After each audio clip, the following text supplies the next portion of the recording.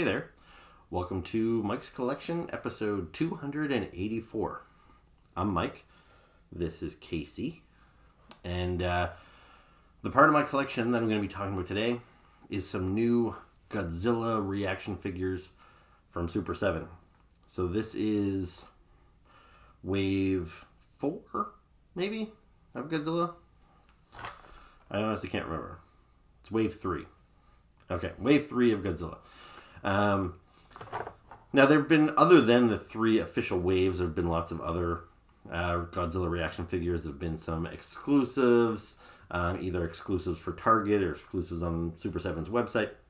So I do have additional Godzillas other than what you see here on the back of the packaging. So you can see wave 1, wave 2, wave 3. Now, you'll probably notice right off the bat, wave 1 and 2 had 6 figures. Wave 3 only has 4, so it's a little bit smaller, which I'm okay with. I did like that they kind of started off big, and I was able to kind of build a nice little collection right off the bat.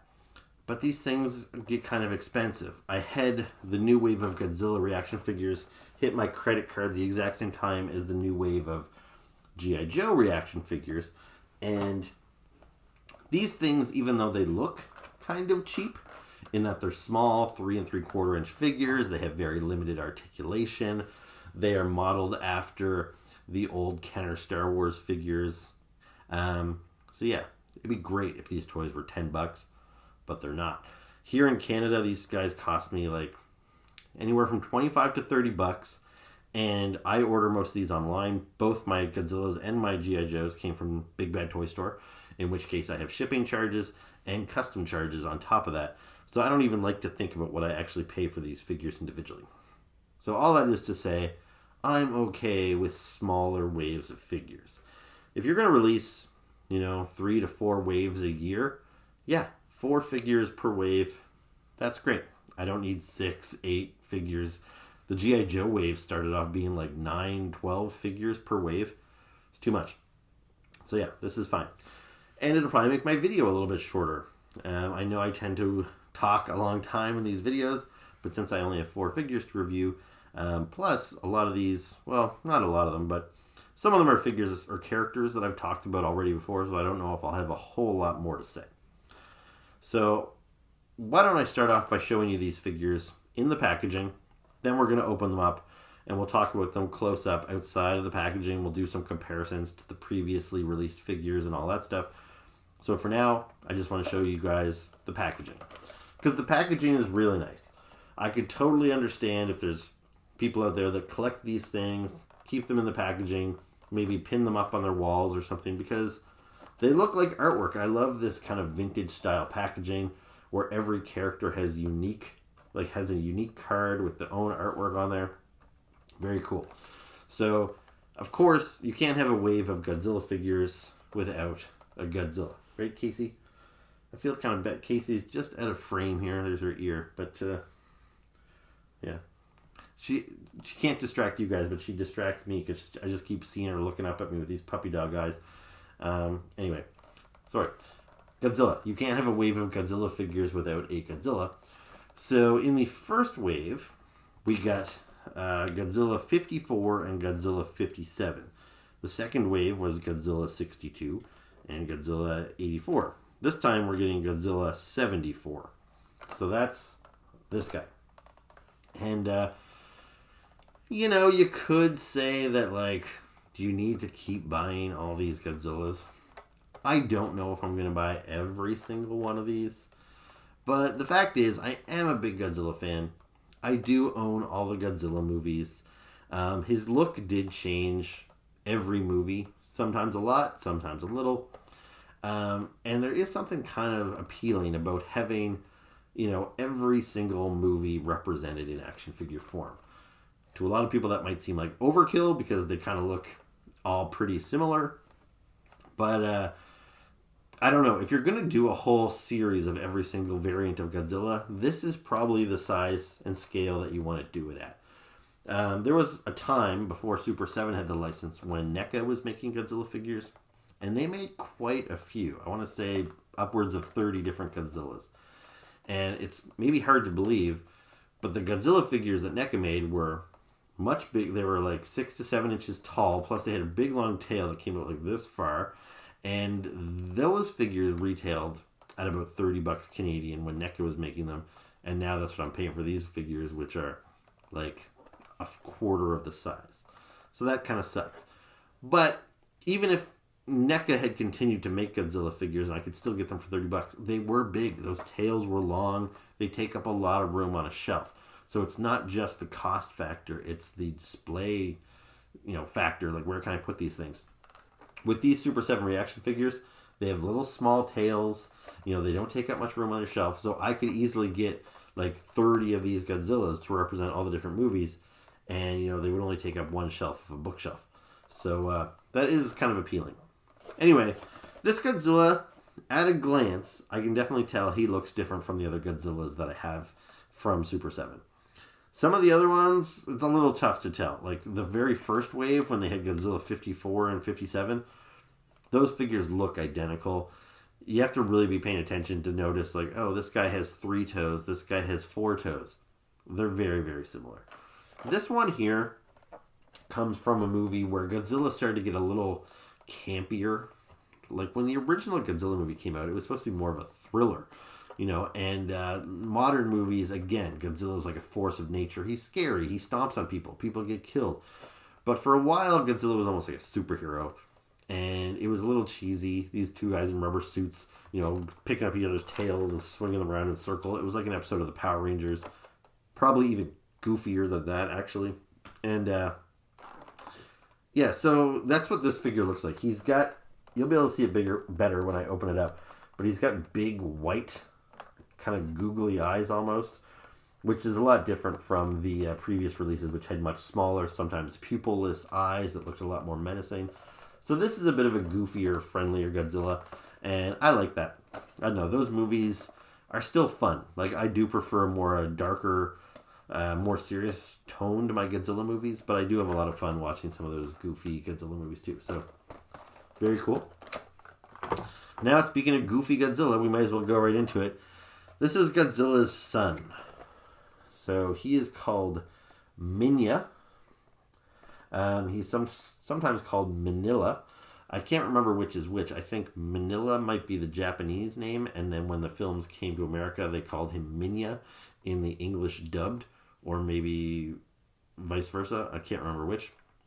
But this guy, he is just a teeny little Godzilla. He's cute, or stupid looking, depending on how your personal thoughts, I guess. I was not a big Minya fan. If I got into Godzilla when I was like a little kid, maybe I would have like been more enamored with him. Like, I saw Star Wars, like Return of the Jedi, when I was quite young, so I liked the Ewoks. I grew up just kind of accepting that the Ewoks were part of the Star Wars universe. But if I had been in my teens or 20s when Return of the Jedi came out, I might not have liked the Ewoks so much. With Minya here, I didn't see a lot of the Godzilla films until I was a teenager. And so I don't have that childhood relationship like, I think he's pretty corny. Even though I liked some of the corny movies, I didn't necessarily like that Godzilla had this son that was kind of goofy who befriended the human children.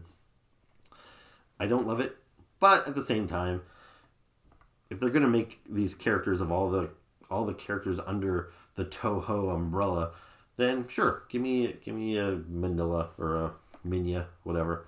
Now, he is really small compared to the other figures, so it would have been nice if they had maybe given me a little bit more bang for my buck by giving him some accessories, because accessories are not, they're a little abnormal for Godzilla reaction figures. I don't think any of them have had accessories in the past, but reaction figures, like my G.I. Joe ones, they come with guns and backpacks.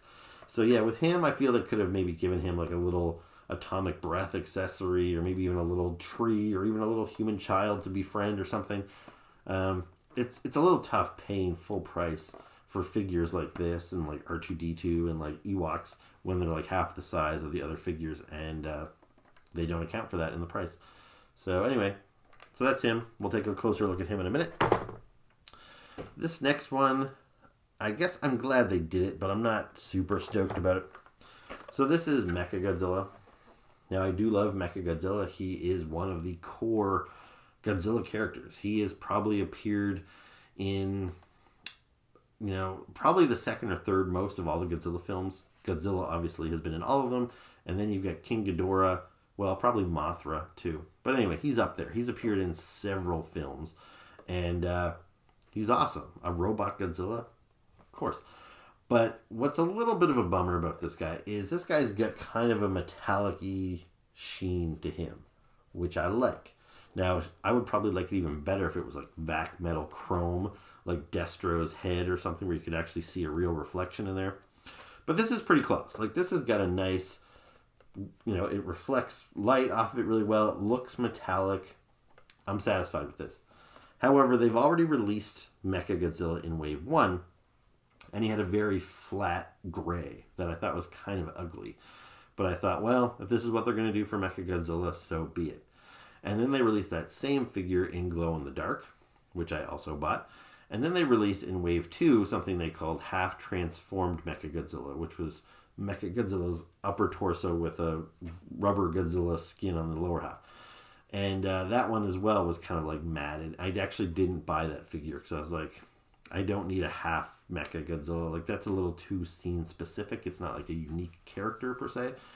So this MechaGodzilla, I probably could have passed on it too because I do already have the gray one and the glow in the dark one. This is not a new character. It's not really based on a separate movie.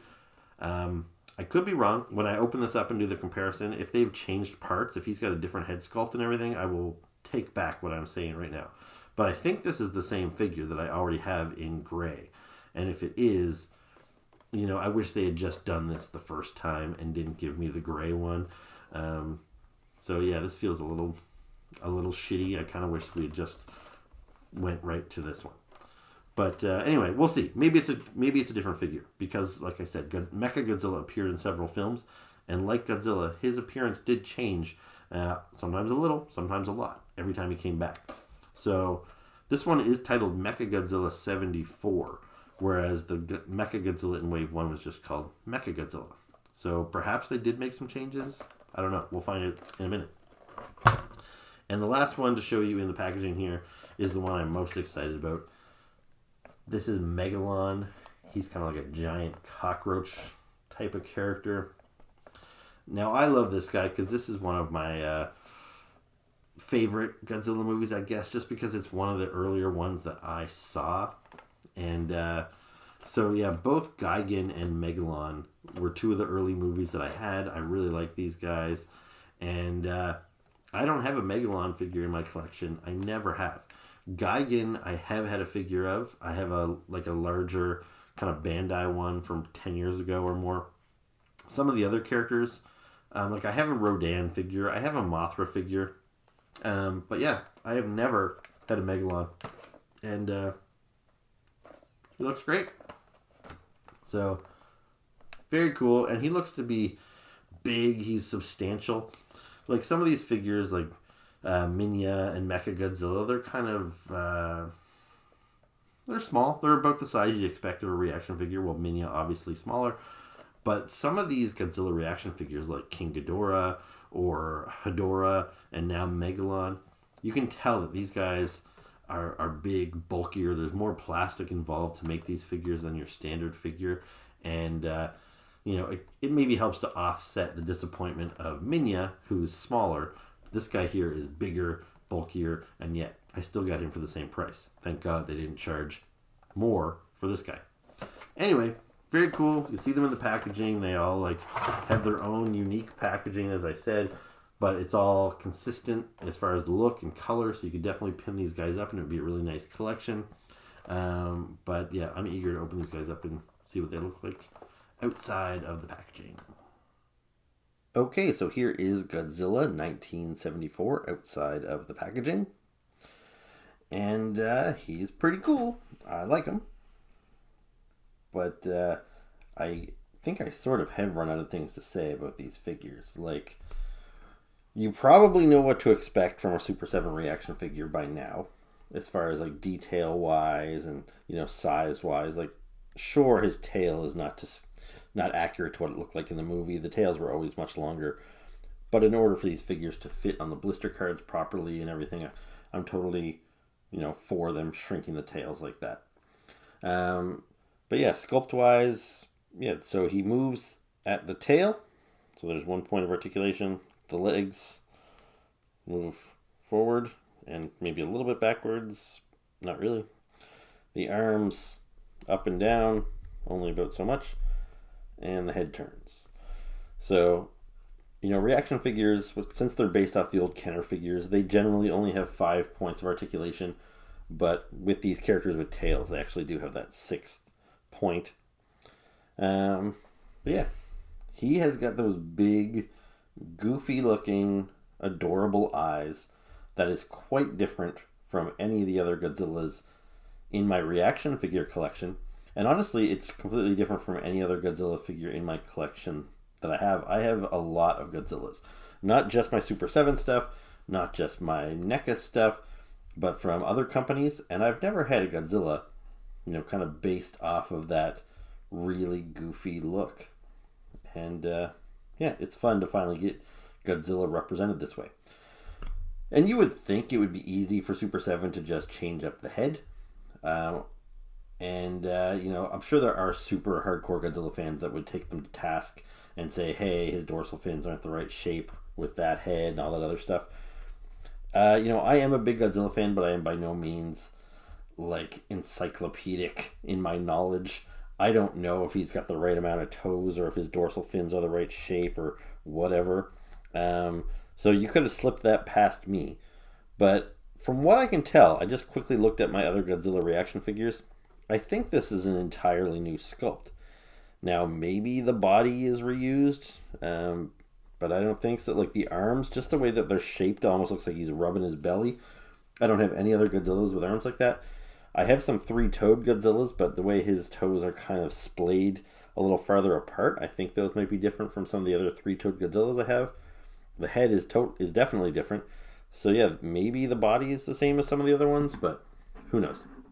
Anyway, why don't I bring out my other Godzillas for some comparisons. So there's some that are definitely not going to look at all like this guy. For example, this one here, which is based on the old Shogun Warriors toy.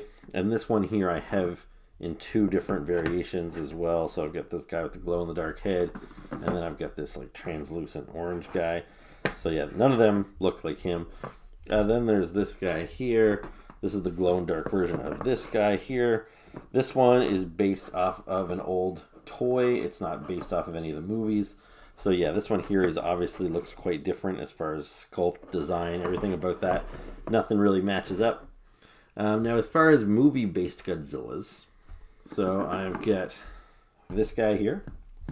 And as you can see, his head, his arms, his toes, so this guy's got the extra toes. The dorsal fins, I think you can see that they are pretty different colors as well. This guy actually has a really big dorsal fin on his neck, which this guy does not. So that's kind of interesting. So there's that one, and then we've got this guy here. Again, no dorsal fin on the neck. So yeah, I think these guys are different. Then we get, let me see, here's a glow-in-the-dark one. I think that's just a glow-in-the-dark version of this guy here. And then I got this dude here. So he's got a unique kind of head sculpt here, unique design. But yeah, again, I think totally different. Then we get this guy here. And lastly, I got this guy here chewing on the train. So those are my Godzilla reaction figures thus far. So it's a pretty good little size crew, but there are still many more that I need. So I'm sure this collection will just continue to get bigger year after year. Anyway, let's move on to the next one. So here is Minya. And this figure is pretty adorable. Even if you do think Minya is kind of stupid, which I do, I don't think you can deny that this is an adorable little figure. He looks a lot like the baby from the TV show Dinosaurs, if you remember that show from, I think, the late 80s, early 90s. When I showed my wife this figure, that's the first thing she said. She's like, is that baby dinosaur or whatever. And you know what? Maybe Baby Dinosaur was based on this guy. I don't know, because this guy clearly came first. But yeah, he's cute. And as far as articulation goes, he's got the arms, his head turns, legs turn, tail. Yeah, a little turn on the tail with his little teeny dorsal fins on there. Yeah, so the color scheme, I don't know. I assume this is accurate. Like, I had stuck in some split screens earlier, and it's a little hard to tell. Maybe some of those films might have been, the coloring might have been altered. Sometimes the costume photographs different than how it looked in real life. I don't know if this is accurate. I assume if Super 7 went with this color scheme, this is supposed to be pretty accurate to how he appeared on film. I don't have any other reaction figures of this guy. I do have one other Minya figure in my collection, which I just got last year. And that is from a rival company, Mezco. They're doing their own line of little Godzilla figures called 5 Points, named that way because of the 5 points of articulation. So here is my 5 Points Minya. Now, all the 5 Points figures are a lot more detailed, and I'd say a lot more screen accurate generally. That's what I found with all of their other figures. When I got these 5 Points figures, I did comparisons to the reaction figures. And so yeah, you can see this guy's got a lot more. He's got like little folds in his skin. He's got a lot of little, I don't know, little moles or, you know, all kinds of little dots and specks all over him. And then he's got this paint wash that really brings out that detail so you can see them on there. So the fact that Mezco has done more screen accurate Godzilla figures in the past, I'm guessing that their color scheme is probably more accurate. Like, they look pretty different. You know, he looks green here where he's clearly gray. And I don't know, maybe these two companies based these figures off of the same movie, and just maybe he looks different colors and different shots. I can't remember how many films this guy appeared in. I don't think very many. Like, there was Son of Godzilla, and he probably showed up in some of the ensemble ones, like Destroy All Monsters and things like that. Anyway, I think I like Super 7's better. Just because I think he's a stupid character, and so the only thing he kind of has going for him is that he's cute, and I think this one is cuter because it is simpler. This one here, the fact that he's got all these like kind of little imperfections on him makes him more accurate, but it also makes him a little uglier too. So, yeah. Anyway, there you go. That's Minya. He's kind of cute. Now here is MechaGodzilla 1974. And before I get into talking about this guy, I guess I should just mention, I wanted to show you a little size comparison with Minya, so you could see just how much smaller he is than the other figures in the line. So quite a bit smaller.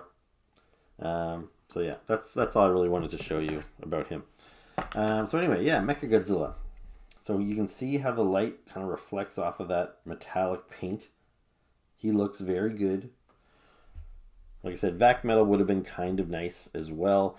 But vac metal would be, you know, I'd end up getting fingerprints all over them and everything. And I understand the process with vac metal is quite difficult to do and can be a bit more expensive. However, Super 7 has recently announced that they are going to do vac metal action figures of the Silverhawks. So, you know, initially, even though they said vac metal was impossible, they have figured it out. And even though they are charging a bit of a premium, I probably would be willing to buy this exact figure again, and even if they tacked on an extra $5 or $10 just to get it in the vac metal, just because I think that would be a really cool thing to have in my collection. So if you're listening to Super 7, you can still milk another, you know, $40 out of me or so if you want to do this one again with actual vac metal. But if they don't do that, that's fine. I still think this is pretty awesome. This is the MechaGodzilla that I wanted from the get-go. And I did grab my other MechaGodzillas, and unfortunately I can confirm that they are the exact same. So, you know, something simple, if they'd changed his head design or he had different arms or something like that, I would have been like, okay, just like with Godzilla, the changes are minor, but as long as I'm getting a MechaGodzilla to represent all of his different appearances, I'm okay if the changes are minor. But here, basically all I've got here is an improved version of this figure. So they gave me this one first, and then they gave me this one second. And that kind of makes me feel they just kind of milked me for an extra $30 on this one here that I wouldn't have paid. If this one came out after this one, I wouldn't have bought this one. It doesn't really bring anything more to the table. It's not a bad figure because it's a nice sculpt and everything, but clearly the metallic guy wins out. And I might as well grab my glow-in-the-dark guy here too. So here are my 3 MechaGodzillas. The glow-in-the-dark figures are fun. They're kind of a neat little oddity, but now that I have a few of them, I have multiple glow-in-the-dark Godzillas, I have MechaGodzilla, I have King Ghidorah, I have, who else? I got Jet Jaguar in glow-in-the-dark. I don't know if I'm going to continue to buy all these figures if they just keep releasing every figure that they make in glow-in-the-dark. I'm not particularly enamored with glow-in-the-dark. I think it's kind of neat and kind of fun, but I don't usually sit around in my man cave with all the lights out to appreciate the glow. I don't play with these things out in my yard at night. So, I think when you see a glow-in-the-dark figure in the light of day, they just look kind of dull. So, yeah, and this one here I think is one of the duller looking glow-in-the-dark figures.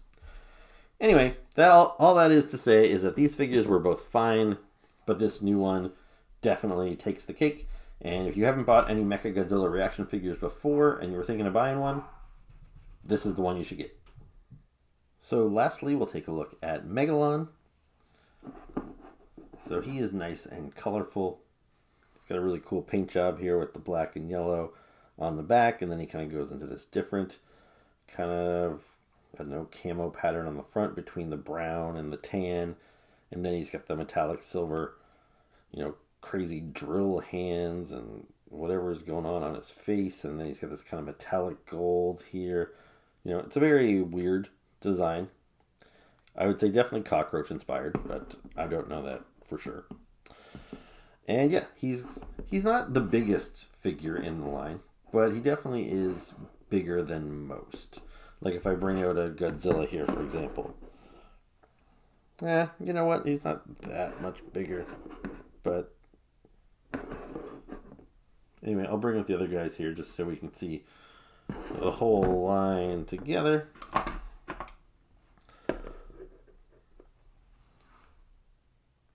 And yeah, this guy almost looks a little bit smaller, but that's because he's got a bit of a hunch to him. He's kind of arched over.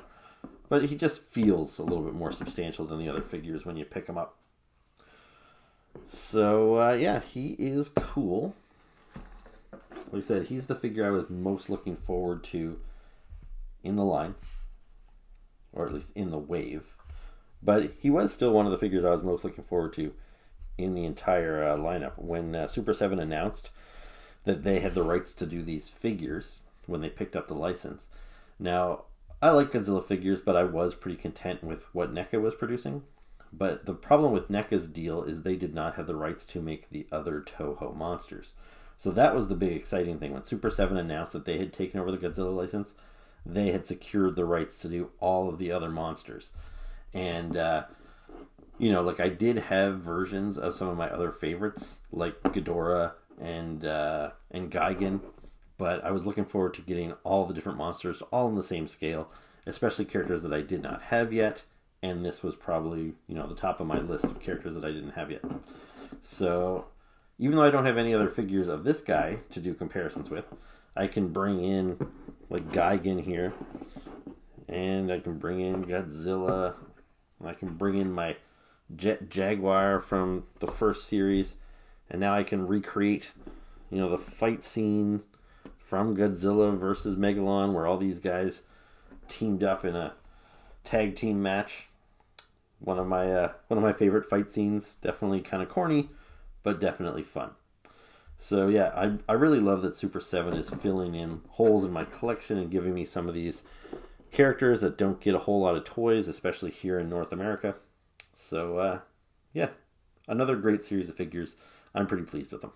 So that was my review of Super 7's Godzilla reaction figures Wave 3. So I hope you enjoyed it. If you did, please make sure to hit the like button, hit the subscribe button, and leave me comments below. Anyway, I'll be back soon with another video. Very soon, actually, because I'm going to shoot another video. Right now, I'm going to talk about my G.I. Joe reaction figures because I'm eager to open these guys up too. So I want to make sure I show you them in the packaging. So I'll be back in a minute. It'll probably be a few days between videos for you guys, but I'm going to shoot it right now. So I will see you then. Until then, ciao. Have a good one.